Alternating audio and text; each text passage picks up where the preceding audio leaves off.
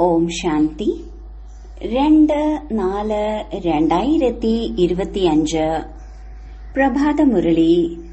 മധുരമായ കുട്ടികളെ, ഈ പഴയ പതിത ലോകത്തോട് നിങ്ങൾക്ക് പരിധിയില്ലാത്ത വൈരാഗ്യം ഉണ്ടാകണം. എന്തുകൊണ്ടെന്നാൽ നിങ്ങൾക്ക് പാവനമായി മാറണം. നിങ്ങളുടെ ഉയരുന്ന കലയിലൂടെ എല്ലാവർക്കും നന്മയുണ്ടാകുന്നു. ചോദ്യം: ആത്മാവ് തന്റെ തന്നെ ശത്രുവും തന്റെ തന്നെ മിത്രവുമാണെന്ന് പറയാറുണ്ട്. സത്യമായ മിത്രമാകുന്നത് എങ്ങനെയാണ്? ഉത്തരം: ഒരേ ഒരു ബാബയുടെ ശ്രീമതമനുസരിച്ച് സദാ നടന്നുകൊണ്ടിരിക്കുക. സത്യമായ മിത്രം ആകുന്നത് ഇങ്ങനെയാണ്. സത്യമായ മൈത്രി ഒരേ ഒരു ബാബയെ ഓർമ്മിച്ച് പാവനമായി മാറുക എന്നതാണ്. പിന്നീട് ബാബയിൽ നിന്നും പൂർണ്ണ സമ്പത്തും എടുക്കണം. ഇങ്ങനെ മിത്രമാകുന്നതിനുള്ള യുക്തി ബാബ തന്നെയാണ് പറഞ്ഞു തരുന്നത്. സംഗമയുഗത്തിൽ തന്നെയാണ് ആത്മാവ് തന്റെ മിത്രം ആകുന്നത്. ഗീതം: നിങ്ങൾ രാത്രി നഷ്ടപ്പെടുത്തി. ഓം ശാന്തി. ഈ ഗീതം ഭക്തി മാർഗത്തിലേതാണ്. മുഴുവൻ ലോകത്തിലുമുള്ള ആരെല്ലാം ഗീതങ്ങൾ പാടുകയും ശാസ്ത്രങ്ങൾ പഠിക്കുകയും തീർത്ഥയാത്രകൾ നടത്തുകയും ചെയ്യുന്നുവോ, ഇതെല്ലാം ഭക്തിമാർഗമാണ്. ജ്ഞാനമാർഗം എന്ന് എന്തിനെയാണ് പറയുന്നത്? ഭക്തിമാർഗം എന്ന് എന്തിനെയാണ് പറയുന്നത്? ഇത് നിങ്ങൾ കുട്ടികൾ തന്നെയാണ് മനസ്സിലാക്കുന്നത്. വേദം, ശാസ്ത്രം, ഉപനിഷത്ത് മുതലായവ ഭക്തിയുടേതാണ്. പകുതി കൽപ്പം ഭക്തി നടക്കുന്നു, പിന്നീട് പകുതി കൽപ്പം ജ്ഞാനത്തിന്റെ പ്രാലബ്ധം നടക്കുന്നു. ഭക്തി ചെയ്ത് ചെയ്ത് താഴേക്ക് വീഴുക തന്നെ വേണം. 84 പുനർജന്മങ്ങൾ എടുത്ത് താഴേക്ക് വീണു. പിന്നീട് ഒരു ജന്മത്തിൽ നിങ്ങളുടെ ഉയരുന്ന കല ഉണ്ടാകുന്നു. ഇതിനെയാണ് ജ്ഞാനമാർഗം എന്ന് പറയുന്നത്. ജ്ഞാനത്തെക്കുറിച്ച് ഒരു സെക്കൻഡിൽ ജീവൻ മുക്തി എന്നാണ് പാടിയിരിക്കുന്നത്. ദ്വാപരം മുതൽ നടന്നുവരുന്ന രാവണ രാജ്യം സമാപ്തമായി പിന്നീട് രാമരാജ്യം സ്ഥാപിതമാകും. ഡ്രാമയിൽ എപ്പോഴാണോ നിങ്ങളുടെ 84 ജന്മങ്ങൾ പൂർത്തിയാകുന്നത്, അപ്പോൾ ഉയരുന്ന കലയിലൂടെ എല്ലാവരുടെയും മംഗളം ഉണ്ടാകുന്നു. ഈ വാക്കുകൾ എവിടെയോ ഏതോ ശാസ്ത്രത്തിലുണ്ട്. ഉയരുന്ന കലയിലൂടെ എല്ലാവരുടെയും മംഗളം. സർവരുടെയും സദ്ഗതി ചെയ്യുന്നത് ഒരേ ഒരു ബാബയല്ലേ? സന്യാസിമാർ അനേകമുണ്ട്. വളരെയധികം മതാന്തരങ്ങളാണ്. ശാസ്ത്രങ്ങളിൽ എഴുതിയിരിക്കുന്നത് കൽപ്പത്തിന്റെ ആയുസ് ലക്ഷക്കണക്കിന് വർഷങ്ങളാണ് എന്നാണ്. ഇപ്പോൾ ശങ്കരാചാര്യർ പറയുന്നത് 10,000 വർഷം. എത്ര വ്യത്യാസം വന്നു! ചിലർ പിന്നീട് ഇത്ര 1000 വർഷം എന്ന് പറയും. കലിയുഗത്തിൽ അനേകം മനുഷ്യരുണ്ട്, അനേകം മതങ്ങളും അനേകം ധർമ്മങ്ങളുമുണ്ട്. സത്യുഗത്തിൽ ഒരേ ഒരു മതമാണ് ഉള്ളത്. ബാബ നിങ്ങൾ കുട്ടികൾക്ക് സൃഷ്ടിയുടെ ആദിമധ്യ അന്ത്യത്തിന്റെ ജ്ഞാനം കേൾപ്പിക്കുകയാണ്. ഇത് കേൾപ്പിക്കുന്നതിനും എത്ര സമയമെടുക്കുന്നു? കേൾപ്പിച്ചുകൊണ്ടേയിരിക്കുന്നു. എന്തുകൊണ്ട് ആദ്യം തന്നെ ഇതെല്ലാം കേൾപ്പിച്ചില്ല എന്ന് പറയാൻ പറ്റില്ല. സ്കൂളിൽ പഠനം നമ്പർ അനുസരിച്ചായിരിക്കും. ചെറിയ കുട്ടികളുടെ കർമ്മേന്ദ്രിയങ്ങൾ ചെറുതായിരിക്കും. അതിനാൽ അവർക്ക് കുറച്ചേ പഠിപ്പിക്കൂ. പിന്നീട് ഇന്ദ്രിയങ്ങൾ വളരുന്നതിനനുസരിച്ച് ബുദ്ധിയുടെ പൂട്ട് തുറക്കപ്പെടും. പഠിപ്പ് ധാരണ ചെയ്തുകൊണ്ടിരിക്കും. ചെറിയ കുട്ടികളുടെ ബുദ്ധിയിൽ ഒന്നും ധാരണയാവില്ല. വലുതാകുമ്പോൾ പിന്നീട് വക്കീലോ ജഡ്ജോ ആവും. ഇതും അതുപോലെയാണ്. ചിലരുടെ ബുദ്ധിയിൽ നന്നായി ധാരണയാവാം. ബാബ പറയുന്നു, ഞാൻ വന്നിരിക്കുകയാണ് പതീതത്തിൽ നിന്ന് പാവനമാക്കി മാറ്റാൻ. അതിനാൽ ഇപ്പോൾ പതീത ലോകത്തോട് വൈരാഗ്യമുണ്ടാവണം.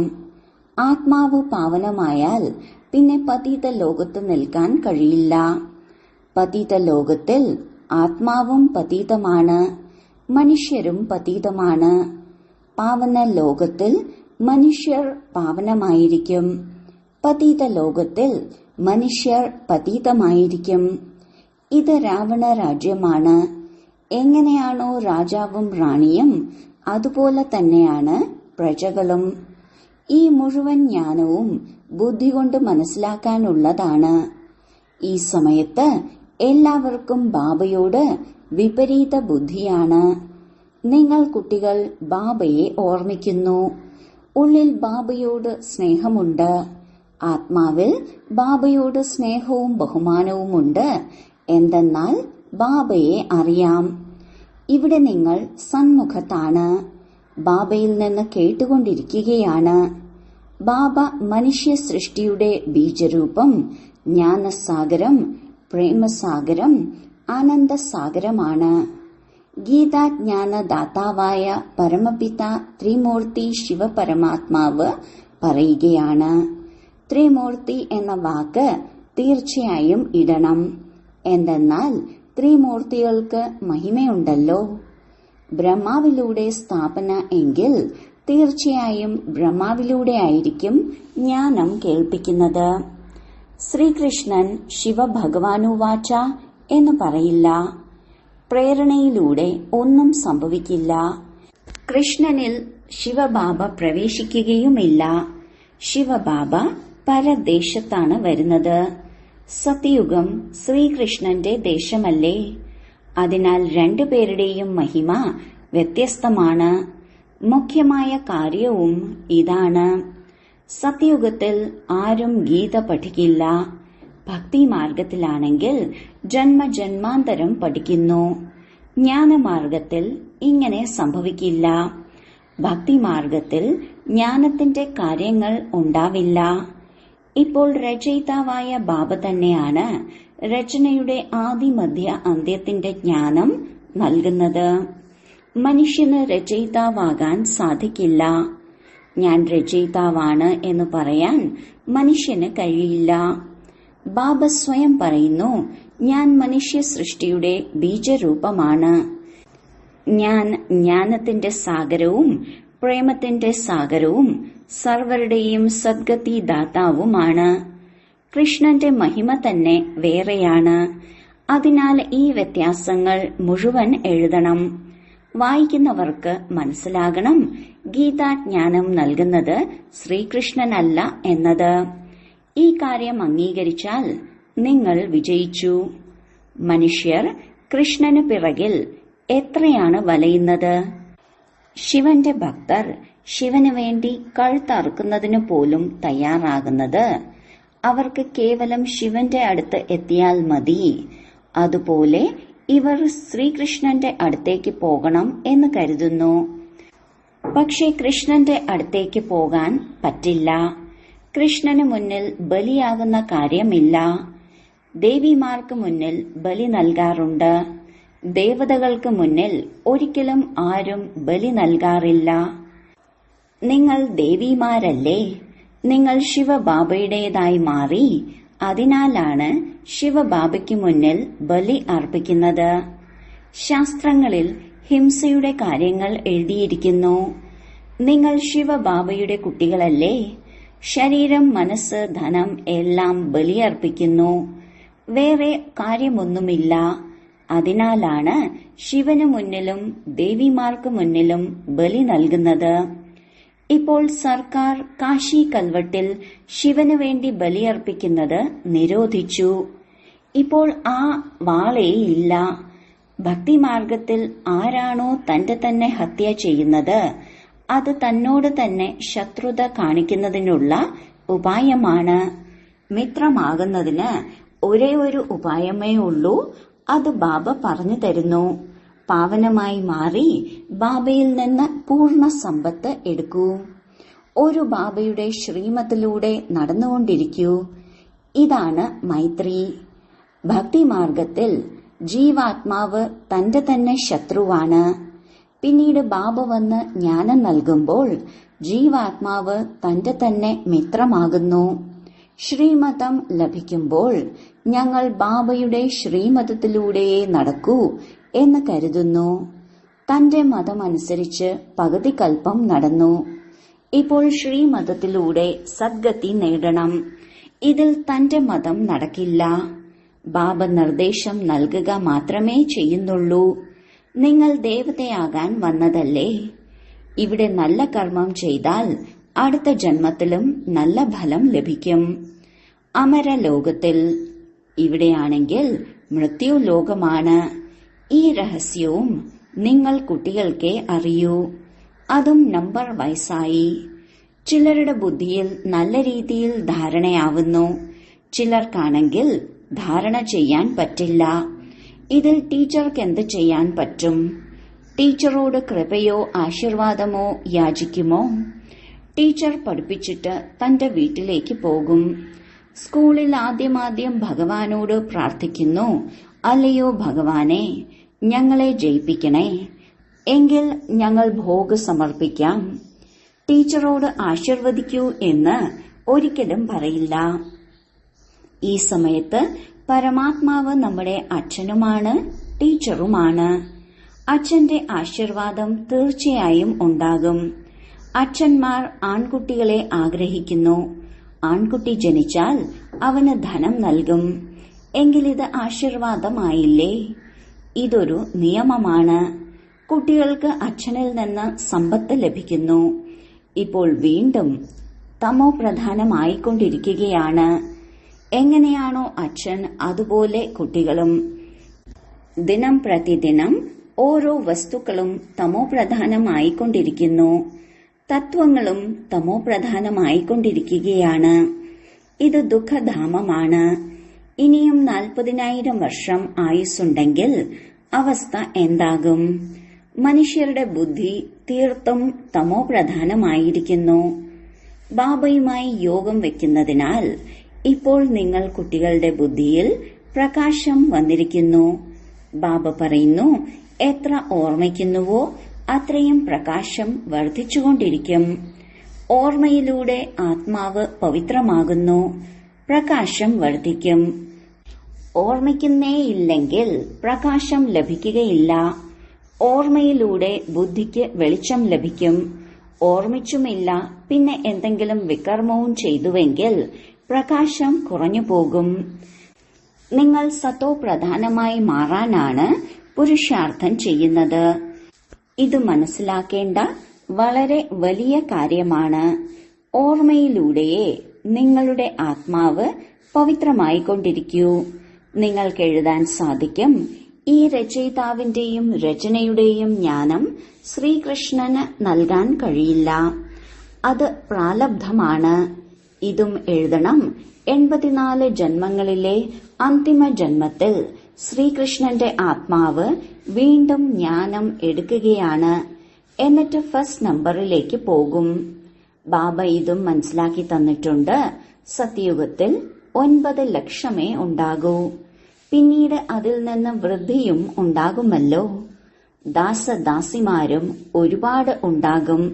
അവരും പൂർണമായി 84 ജന്മങ്ങൾ എടുക്കും. 84 ജന്മങ്ങളെ കണക്കാക്കൂ. ആരാണോ നല്ല രീതിയിൽ പരീക്ഷ പാസ്സാകുന്നത് അവർ ആദ്യം വരും. എത്ര വൈകി പോകുന്നുവോ അതിനനുസരിച്ച് കെട്ടിടം പഴയതാകുമല്ലോ. പുതിയ വീട് ഉണ്ടാക്കുന്നു. പിന്നെ ഓരോ ദിവസം കഴിയുന്തോറും ആയുസ് കുറഞ്ഞു വരുന്നു. അവിടെയാണെങ്കിൽ സ്വർണം കൊണ്ടുള്ള കൊട്ടാരങ്ങളാണ് ഉണ്ടാക്കുക. അത് പഴയതാകില്ല. സ്വർണം സദാ തിളങ്ങിക്കൊണ്ടിരിക്കും. എന്നാലും വൃത്തിയാക്കേണ്ടി വരും.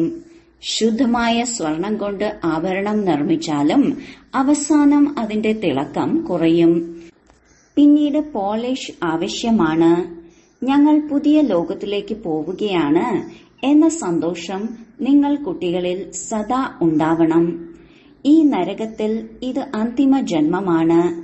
ഈ കണ്ണുകൾ കൊണ്ട് എന്തെല്ലാം കാണുന്നുണ്ടോ അതെല്ലാം പഴയ ലോകമാണ്, പഴയ ശരീരമാണ് എന്നത് അറിയാം. ഇപ്പോൾ നമുക്ക് സത്യയുഗമാകുന്ന പുതിയ ലോകത്തിൽ പുതിയ ശരീരം എടുക്കണം. ഈ 5 തത്വങ്ങളും പുതിയതാകും. ഇങ്ങനെ വിചാരസാഗര മന്ഥനം നടക്കണം. ഇത് പഠിപ്പല്ലേ? അവസാനം വരെ നിങ്ങളുടെ ഈ പഠിപ്പ് ഉണ്ടാകും. പഠിപ്പ് അവസാനിക്കുമ്പോൾ വിനാശമുണ്ടാകും. അതിനാൽ സ്വയം വിദ്യാർത്ഥിയാണെന്ന് മനസ്സിലാക്കി ഈ സന്തോഷത്തിലിരിക്കേണ്ടേ? ഭഗവാൻ നമ്മെ പഠിപ്പിക്കുകയാണ്. ഈ സന്തോഷം കുറഞ്ഞതാണോ? പക്ഷെ കൂടെ തന്നെ മായയും തലതിരിഞ്ഞ കർമ്മങ്ങൾ ചെയ്യിക്കുന്നു. 5-6 വർഷം പവിത്രമായിരിക്കുന്നു, പിന്നീട് മായ വീഴ്ത്തുന്നു. ഒരു തവണ വീണാൽ പിന്നെ ആ അവസ്ഥ ഉണ്ടാകില്ല. നമ്മൾ വീണാൽ പിന്നെ ഒരു വെറുപ്പ് വരും. ഇപ്പോൾ നിങ്ങൾ കുട്ടികൾക്ക് മുഴുവൻ കാര്യങ്ങളും ഓർമ്മ വേണം. ഈ ജന്മത്തിൽ എന്തെല്ലാം പാപങ്ങളാണ് ചെയ്തത്? ഓരോ ആത്മാവിനും തന്റെ ഈ ജന്മത്തിലെ കാര്യങ്ങൾ അറിയാമല്ലോ. ചിലർ മന്ദബുദ്ധികളായിരിക്കും, ചിലർ വിശാല ബുദ്ധിയായിരിക്കും. ചെറുപ്പത്തിലെ ചരിത്രം ഓർമ്മയുണ്ടാകുമല്ലോ. ഈ ബാബയും ചെറുപ്പത്തിലെ ചരിത്രം കേൾപ്പിക്കാറുണ്ടല്ലോ. ബാബയ്ക്ക് ആ വീട് മുതലായവയും ഓർമ്മയുണ്ട്. പക്ഷെ ഇപ്പോൾ അവിടെ മുഴുവൻ പുതിയ വീടുകൾ വന്നു കഴിഞ്ഞു. 6 വയസ്സ് മുതൽ തന്റെ ജീവിതകഥ ഓർമ്മയുണ്ട്. അഥവാ മറന്നുപോയെങ്കിൽ മന്ദബുദ്ധി എന്ന് പറയും. ബാബ പറയുന്നു, തന്റെ ജീവിതകഥ എഴുതൂ. ജീവിതത്തിന്റെ കാര്യമല്ലേ? ജീവിതത്തിന് എത്ര തിളക്കമുണ്ടായിരുന്നു എന്നത് മനസ്സിലാകും. ഗാന്ധി, നെഹ്റു മുതലായവരുടെ എത്ര വാല്യങ്ങളാണ് ഇറക്കുന്നത്. വാസ്തവത്തിൽ നിങ്ങളുടെ ജീവിതം വളരെ വിലപ്പെട്ടതാണ്. അത്ഭുതകരമായ ജീവിതമല്ലേ? ഇത് വളരെ വിലപ്പെട്ട അമൂല്യമായ ജീവിതമാണ്. ഇതിന്റെ മൂല്യം അളക്കാൻ സാധിക്കില്ല. ഈ സമയത്ത് നിങ്ങൾ മാത്രമേ സേവനം ചെയ്യുന്നുള്ളൂ. ഈ ലക്ഷ്മി നാരായണന്മാർ ഒരു സേവനവും ചെയ്യുന്നില്ല. മറ്റുള്ളവരെയും ഇങ്ങനെയുള്ള ജീവിതം നയിക്കുന്നതിന് പ്രാപ്തരാക്കുന്ന സേവനം ചെയ്യുമ്പോൾ നിങ്ങളുടെ ജീവിതം വളരെ മൂല്യമുള്ളത് ആകുന്നു. ആരാണോ നന്നായി സേവനം ചെയ്യുന്നത് അവർ മഹിമയ്ക്ക് യോഗ്യരാകുന്നു. വൈഷ്ണോ ദേവിയുടെയും ക്ഷേത്രമുണ്ടല്ലോ. ഇപ്പോൾ നിങ്ങൾ സത്യമായ വൈഷ്ണവരായി മാറുകയാണ്. ആരാണോ പവിത്രം അവരാണ് വൈഷ്ണവർ. ഇപ്പോൾ നിങ്ങളുടെ ഭക്ഷണവും പാനീയങ്ങളും വൈഷ്ണവരുടേതാണ്. ആദ്യ നമ്പറിലെ വികാരത്തിന്റെ കാര്യത്തിലും നിങ്ങൾ വൈഷ്ണവരാണ്. അർത്ഥം പവിത്രമാണ്. ജഗദംബയുടെ കുട്ടികൾ, നിങ്ങൾ എല്ലാവരും ബ്രഹ്മകുമാരി കുമാരന്മാരല്ലേ? ബ്രഹ്മാവും സരസ്വതിയും ബാക്കി കുട്ടികൾ അവരുടെ സന്താനങ്ങളാണ്. നമ്പർ വയസ്സായി ദേവിമാരുമുണ്ട്. അവരുടെ പൂജ ഉണ്ടാകുന്നു. ബാക്കി ഇത്രയും ഭുജങ്ങൾ നൽകിയിരിക്കുന്നതെല്ലാം വെറുതെയാണ്. നിങ്ങൾ വളരെയധികം പേരെ തനിക്ക് സമാനമാക്കി മാറ്റുന്നു. അതിനാലാണ് അനേകം കൈകൾ നൽകിയിരിക്കുന്നത്. ബ്രഹ്മാവിനെയും 100 കൈകളുള്ളവരായി 1000 കൈകളുള്ളവരായി കാണിക്കുന്നുണ്ട്. ഇതെല്ലാം ഭക്തി മാർഗത്തിലെ കാര്യങ്ങളാണ്. നിങ്ങളോട് പിന്നെ ബാബ പറയും, ദൈവിക ഗുണങ്ങളും ധാരണ ചെയ്യണം. ആർക്കും ദുഃഖം നൽകരുത്. ആർക്കും തലതിരിഞ്ഞ വഴി പറഞ്ഞു കൊടുത്ത് അവരുടെ സർവനാശത്തിന് വഴിവെക്കരുത്. ഒരേ ഒരു മുഖ്യ കാര്യമാണ് മനസ്സിലാക്കി കൊടുക്കേണ്ടത്. അതായത് ബാബയെയും സമ്പത്തിനെയും ഓർമ്മിക്കൂ. ശരി, വളരെ കാലത്തെ വേർപാടിന് ശേഷം തിരികെ കിട്ടിയ മധുരമധുരമായ കുട്ടികൾക്ക് മാതാവും പിതാവുമായ ബാബ്ദാദയുടെ സ്നേഹസ്മരണകളും പുലർക്കാല വന്ദനവും. ആത്മീയ പിതാവിന്റെ ആത്മീയ കുട്ടികൾക്ക് നമസ്കാരം. ധാരണയ്ക്കുള്ള മുഖ്യസാരം: 1. മഹിമയ്ക്കും പൂജയ്ക്കും യോഗ്യരായി മാറുന്നതിനായി സത്യമായ വൈഷ്ണവരായി മാറണം. കഴിക്കുന്നതിലും കുടിക്കുന്നതിലുമുള്ള ശുദ്ധിയോടൊപ്പം പവിത്രമായും ഇരിക്കണം. ഈ മഹത്വമുള്ള ജീവിതത്തിൽ സേവനം ചെയ്ത് ഒരുപാട് പേരുടെ ജീവിതത്തെ ശ്രേഷ്ഠമാക്കി മാറ്റണം. 2. ആത്മാവിന്റെ പ്രകാശം വർദ്ധിച്ചുകൊണ്ടിരിക്കുന്ന വിധത്തിൽ ബാബയുമായി യോഗം ചെയ്യണം. യാതൊരു വികർമ്മവും ചെയ്ത് പ്രകാശം കുറയ്ക്കരുത്. സ്വയത്തോട് മൈത്രി കാണിക്കണം. വരദാനം: സ്വസ്ഥിതിയുടെ സീറ്റിൽ സ്ഥിതി ചെയ്ത് പരിതസ്ഥിതികളുടെ മേൽ വിജയം പ്രാപ്തമാക്കുന്ന മാസ്റ്റർ രചയിതാവായി ഭവിക്കട്ടെ. ഏതെങ്കിലും പരിതസ്ഥിതി പ്രകൃതി മുഖേനയാണ് വരുന്നത്. അതിനാൽ പരിതസ്ഥിതി രചനയാണ്. സ്വസ്ഥിതിയുള്ളവർ രചയിതാവുമാണ്. മാസ്റ്റർ രചയിതാവ് അഥവാ മാസ്റ്റർ സർവശക്തിവാൻ ഒരിക്കലും തോൽവി വാങ്ങുകയില്ല. അത് അസംഭവ്യമാണ്. അഥവാ ആരെങ്കിലും തന്റെ സീറ്റ് ഉപേക്ഷിക്കുകയാണെങ്കിൽ തോറ്റുപോകുന്നു. സീറ്റ് ഉപേക്ഷിക്കുക അർത്ഥം ശക്തിഹീനരാവുക. സീറ്റിന്റെ അടിസ്ഥാനത്തിൽ ശക്തികൾ സ്വതവേ വന്നു ചേരുന്നു. ആരാണോ സീറ്റിൽ നിന്ന് താഴെയിറങ്ങുന്നത് അവരിൽ മായയുടെ പൊടിമണ്ണ് പറ്റുന്നു. ബാബ്ദാദയുടെ ഓമനയായ മർജീവ ജന്മധാരി ബ്രാഹ്മണർ ഒരിക്കലും ദേഹാഭിമാനമാകുന്ന മണ്ണിൽ കളിക്കുകയില്ല. സ്ലോഗൻ: ദൃഢത കടുത്ത സംസ്കാരങ്ങളെ പോലും മെഴുകുതിരി പോലെ ഉരുക്കിക്കളയുന്നു. അവ്യക്ത സൂചന: സംയുക്ത സ്വരൂപത്തിന്റെ സ്മൃതിയിലൂടെ സദാ വിജയിയാകൂ. എങ്ങനെയാണോ ജ്ഞാനസ്വരൂപം അതേപോലെ സ്നേഹസ്വരൂപമാകൂ. ജ്ഞാനവും സ്നേഹവും രണ്ടും സംയുക്തമായിരിക്കണം. എന്തുകൊണ്ടെന്നാൽ ജ്ഞാനം ബീജമാണ്, സ്നേഹം വെള്ളവുമാണ്. അഥവാ വിത്തിന് വെള്ളം കൊടുക്കുന്നില്ലെങ്കിൽ ഫലം നൽകുകയില്ല. ജ്ഞാനത്തോടൊപ്പം ഹൃദയത്തിന്റെ സ്നേഹവുമുണ്ടെങ്കിൽ പ്രാപ്തിയാകുന്ന ഫലം ലഭിക്കും. ഓം ശാന്തി.